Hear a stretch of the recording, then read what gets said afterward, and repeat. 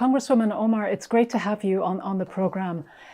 When you look back on your experience on the 6th of January, what was it like for you to be at the Capitol, and how hopeful are you that the 9/11 Style Commission will uncover important new information about how a security breach like this could have happened? Yeah, thank you so much for that question. It's really great to be here with you today. The events on January 6th really were just traumatic and unexpected. I remember getting ready that day and arriving at the Capitol. I'd had an increase in death threats, so I had security with me, guiding me for the day and protecting me for the day.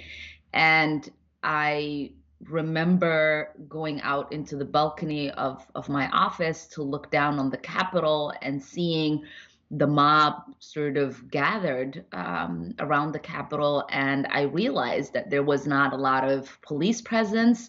There was no National Guard. And then from the security guards that were with me, I could hear on their radios that there were pipe bombs that were being founded, and there were people being evacuated in different buildings, and that there was possibility of snipers. And I realized that even with security, I might not be, kept safe with, if pipe bombs went off or the snipers were successful. So I started to worry about my own safety beyond the security that I had. And I remember texting the father of my children and saying, if I don't make it out today, please tell my children that I love them. And it was completely terrifying as someone who has survived political violence and a civil war, knowing that, things could escalate and we might be in more danger than it was being perceived, was traumatic and triggering for me. I do hope that the commission that we will form uncovers really what led to the events of January 6th and how an insurrection of that size could be implemented against the government of the United States, and there be recommendations for, extra security measures that need to be taken to protect our capital, but also for there to be accountability for those who have brainwashed, radicalized, aided and abetted those who took part in the insurrection and the rebellion against our government. But knowing what you do about the way things tend to work on Capitol Hill, do you believe that we will indeed get to the bottom of what happened? Several of your colleagues in the House say they believe that some lawmakers may have collaborated with the insurgents. Some are talking about a conspiracy. Do you believe there was coordination between the violent mobs and some members of Congress? And if so, what should happen? Yeah, I think there has been indications that members of Congress were involved in inciting the insurrection. There are indications that members of Congress were aiding and abetting the insurrectionists and helped with the rebellion against our government. And yes, things don't perfectly work in Congress, especially with the divisions that currently exist and the conflicts that we are seeing between the two parties. But I am confident that we will get to the bottom of this and people will be held accountable, and that we will, get ourselves to a position where we can move forward as a nation and as members of Congress collectively together. You wrote recently, in the aftermath of the failed insurrection, that you, quote, never expected to experience a direct assault on democracy in the United States, but if there's any lesson we can draw from the past 4 years, it is that it can happen here. How does your own personal experience growing up in Somalia, a country that descended into civil war virtually overnight, make you look at what is going on in the United States today? Yeah, I mean, oftentimes we say, like you just said, country like Somalia, had a civil war overnight, but that isn't actually the reality, right? That civil war was in the making for nearly a decade or more. And, society and leaders and so many people looked the other way and could not fathom that their country and their lives would be destroyed one day. So they didn't plan for it. They didn't do anything to protect it from happening. And my fear is that that has kind of been the situation here in the United States, not just the last 4 years, but the last 12 years. We have sort of seen the writing on the wall for what would eventually take place on January 6th. And so many people decided to not do anything about elements of our society that were radicalizing people, and didn't do anything about the political rhetoric that was getting violent. They didn't do anything about a lawless president. They didn't do anything about the actions that were being taken the 6 months prior to the election, or the 3 weeks prior to the event on January 6th. And so, my worry is that the same people who said, nothing bad could ever happen here, are still in that position, and things will eventually get worse, and we might one day wake up to a country that we no longer recognize, like I did when I was 8. And you mentioned a lawless president. You were the target of many attacks from President Trump, who falsely accused you on some occasions of praising al-Qaeda attacks on the United States, among many other things. You said you saw an increase in death threats after that, and certainly you've also faced a lot of intimidation and harassment after you became one of only 2 Muslim women ever elected to the US Congress, the other being your Democratic colleague, Rashida Tlaib.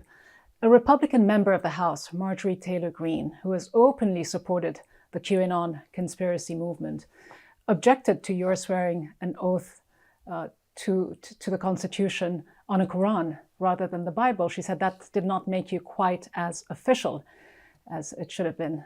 She ran a campaign ad holding an assault rifle pointed at you and Congresswomen Tlaib and Ocasio-Cortez as she ran for Congress.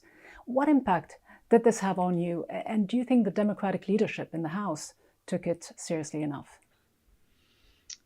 Yeah, I mean, the level of ignorance and bigotry that exists to have allowed someone like this violent, hateful, conspiracy theorist to get elected to Congress should be alarming for everyone, not just those of us who have been the subjects of her hate. And to many of our colleagues, I think the seriousness of the death threats that we get, how our lives have been turned upside down by our desire to help our country achieve progress, really isn't something that is fully understood. I was proud of Majority Leader Hoyer when he stood up and talked about, how it was not just unbecoming of a colleague to have threatened us, but unbecoming of our country to have someone to run a campaign ad holding assault rifle to our heads, essentially, threatening our lives and the impact that would have on our families and our children. That's a really good step, and I hope that more people are vocal about the actual threats that we face and how their silence is complacency and will continue to endanger our lives. But what do you think will it take to address and defeat these forces of white supremacy and white power that we have seen grow increasingly strong and open in the last couple of years? So I think three things are going to need to happen simultaneously. One, we have to take it seriously. We have to understand that we have a problem. And second, we have to address radicalization and those who are radicalizing, these white supremacists to become violent. And third, we have to apply the laws that we have on the books equally and adequately in holding these people accountable. Do you feel, though, that the US is at an inflection point now, that it could go either way? You've spoken about the fact that what we've seen happen recently could lead us down a path of violent revolution, democratic breakdown, or the opposite. Which path do you think the US will take, given what is going on around us? I mean, my worry is that we are headed towards a path of democratic backsliding. We are headed towards a path of normalized political violence. We are headed a path towards homegrown domestic terrorism and really denigration of our societal norms and traditions. And I feel like there's few of us who seem to be alarmed by that reality, and the rest are, treating it as if this is just politics. The Democrats, the Republicans, fighting over policy and not, something more sinister and dangerous that is brewing and, will eventually bubble up in ways that we might not be able to control. How difficult do you think Joe Biden and the Democrats, how difficult a job will they have in uniting Americans who you yourself said recently no longer share the same basic reality? I mean, we have to be clear about our call for unity, that there isn't really unity that could be had without accountability. You cannot, confuse the desire to unify people who are politically disconnected to unifying people who are violently trying to eliminate your existence and your ability to govern. And you drew up articles of impeachment in the House against Donald Trump. The House voted to convict, but as we all know, the Senate acquitted him. What does the verdict mean for the future of the country? Has it shaken your belief in American democracy?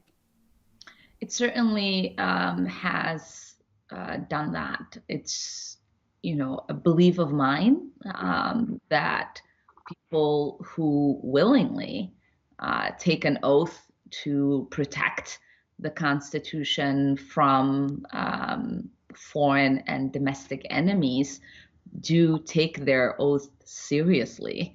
And I am dumbfounded by the fact that there are a lot of people in positions of power in Congress who really don't understand the gravity of the decisions that they have made and what it means for the future generation that is looking to be elected members of our Congress and uphold our democracy and Constitution.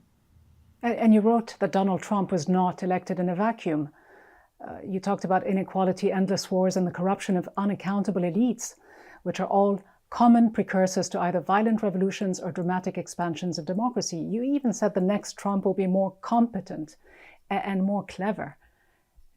Is that how you see the future, a return to perhaps Trump in 4 years' time, or at least the ongoing Trumpism trend that we have seen becoming even deeper and more entrenched in American political society? Yeah, it seems like so. It is more entrenched. We see now, Republicans in the House and in Congress, even those in leadership, are willing to say that the Republican Party is the party of Trump. They have fully embraced the insurrectionists. They have fully embraced Trumpism. They have fully embraced conspiracy theorists, and they have fully embraced, the idea that it is normal to take up arms against the United States government. Congresswoman, if I may, on foreign policy, briefly, I know you just assumed one of the leadership roles in the House Foreign Affairs Committee dealing with Africa. You have said in the past that you want the Biden administration to consider the humanitarian impact of sanctions on other countries. Will the US reconsider how it uses sanctions?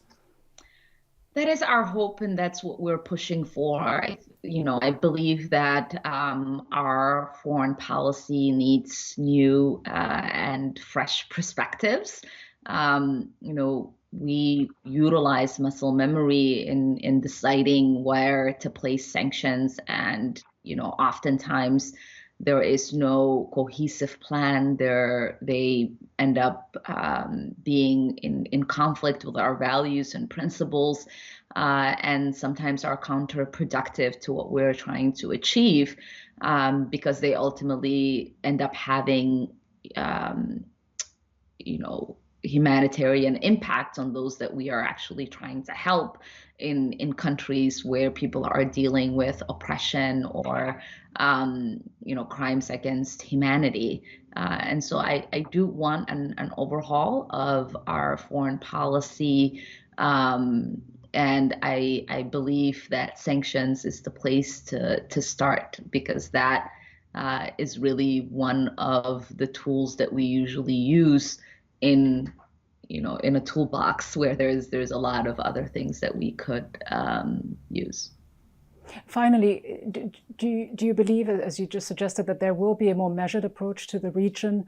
What kind of changes would you like to see in US policy towards Iran and Saudi Arabia? And is there any room in Congress for a more measured conversation around the Israeli-Palestine conflict? I know in 2019, soon after you were elected to Congress, you were accused of anti-Semitism for criticizing US support for Israel, suggesting that lawmakers are beholden to the pro-Israel lobby. You had to apologize, and some Republicans tried to strip you of your committee assignments. Are there any conversations in Congress today around this issue that allow for a balanced, serious conversation and any movement in a different direction?